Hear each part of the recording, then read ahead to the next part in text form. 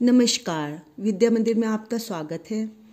मैंने आपको अपनी पिछली वीडियो में गीता अमृतम इस पाठ के प्रथम 5 श्लोकों का अनुवाद तथा प्रश्नोत्तर बताए थे।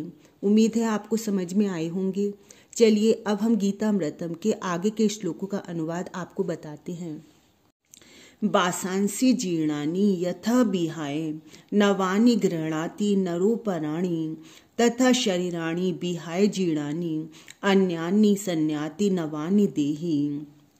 कृष्ण कहते हैं कि हे अर्जुन, यथा जिस प्रकार से नरो नरः मनुष्य, जिस प्रकार मनुष्य जीर्णानि वासांसि विहाय जीर्ण शीर्ण पुराने वस्त्रों को वासांसि वस्त्रों को पुराने वस्त्रों को विहाय त्याग कर अपराणी नवानि गृह्णाति दूसरे नवीन वस्त्रों को धारण करता है। जिस प्रकार मनुष्य पुराने वस्त्रों को त्याग कर नवीन वस्त्रों को धारण करता है, तथा शरीराणि विहाय जीर्णानि अन्यानि संयाति नवानि देहि, उसी प्रकार से आत्मा जीर्णानि जीर्ण शरीराणि विहाय शरीर को त्याग कर अन्यानि नवानि देहि संयाति अन्यानि दूसरे नवीन शरीर में प्रवेश करती है, दूसरे नए शरीर में चली जाती है। मतलब जब अमृत आत्मा जो है वो मृत शरीर को पुराने शरीर को त्याग कर नए शरीर में प्रवेश करती है।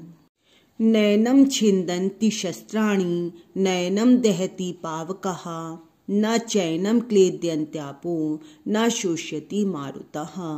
कृष्ण कहते हैं कि हे अर्जुन, न एनम एनम इसको अर्थात आत्मा को, न शस्त्राणि छिन्दन्ति शस्त्र नहीं काट सकते, इस आत्मा को ना तो शस्त्र काट सकते हैं, नैनम दहति पावकः ना ही इसको पावकः अग्नि दहती जलाती है, ना ही इसको अग्नि जला सकती है, न चैनम क्लेद्यन्त्यापो आपः माने जल, जल इसको न क्लेद्यन्ति ना ही जल इसको गीला कर सकता है, न शोष्यति मारुतः ना ही मारुतः अर्थात वायु, वायु उसको न शोष्यति सुखा नहीं सकती।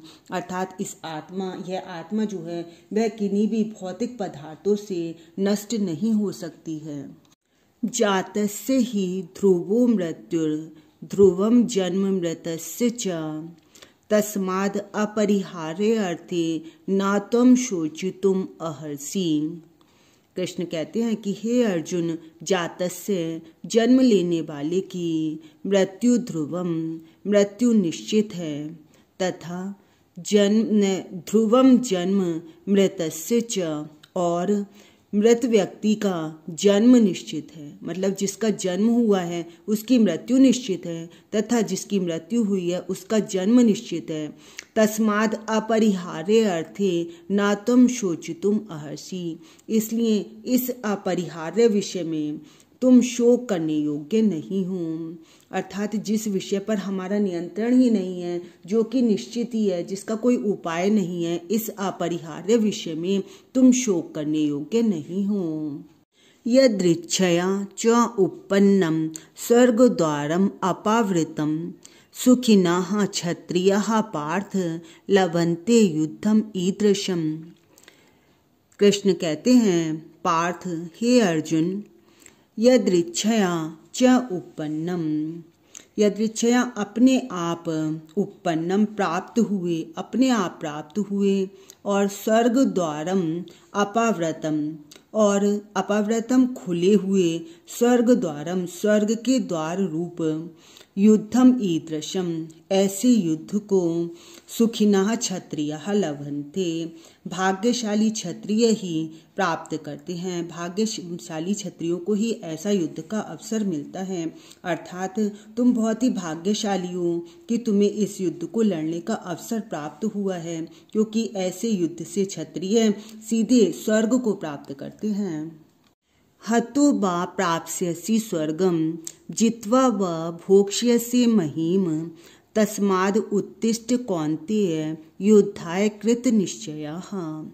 कौन्तेय हे कुंती पुत्र अर्जुन, हतो वा प्राप्स्यसि स्वर्गम, यदि तुम मारे गए तो स्वर्गम प्राप्स्यसि स्वर्ग को प्राप्त करोगे, और जित्वा वा जीत कर भोक्ष्य से महीम, महीम पृथ्वी का भोक्ष्य से भोग करोगे। यदि तुम मारे गए तो तुम स्वर्ग को जाओगे और यदि जीत गए तो तुम पृथ्वी का भोग करोगे। तस्माद उत्तिष्ठ कौन्तेय युद्धाय कृत निश्चया। तो अर्जुन, युद्ध का निश्चय करके तुम उठ खड़े हो। शस्त्राणि कम न छिन्दन्ति। शस्त्र किसको नहीं काट सकते। शस्त्राणि आत्मानं न छिन्दन्ति। शस्त्र आत्मा को नहीं काट सकते। पावकः कम न दहति। अग्नि किसको नहीं जला सकती। पावकः आत्मानं न दहति। अग्नि आत्मा को नहीं जला सकती। मारुतः कम न शोष्यते। वायु किसको नहीं सुखा सकती। मारुतः आत्मानं न शोष्यति।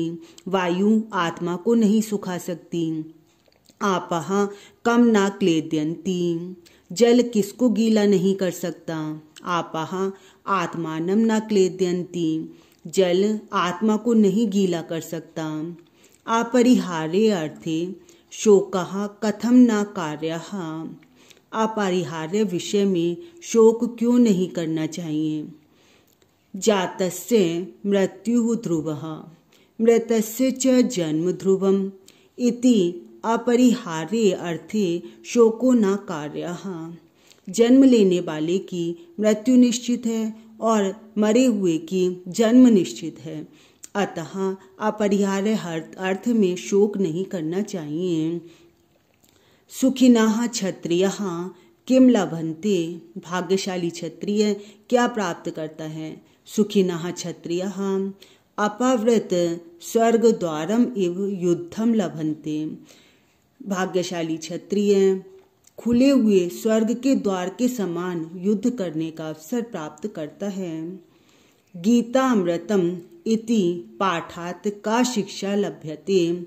गीतामृतम इस पाठ से क्या शिक्षा प्राप्त होती है।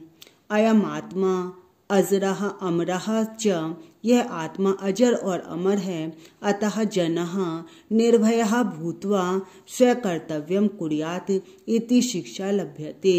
इसलिए लोगों को निर्भय होकर अपना कार्य करना चाहिए। यह शिक्षा हमें इस पाठ से प्राप्त होती है।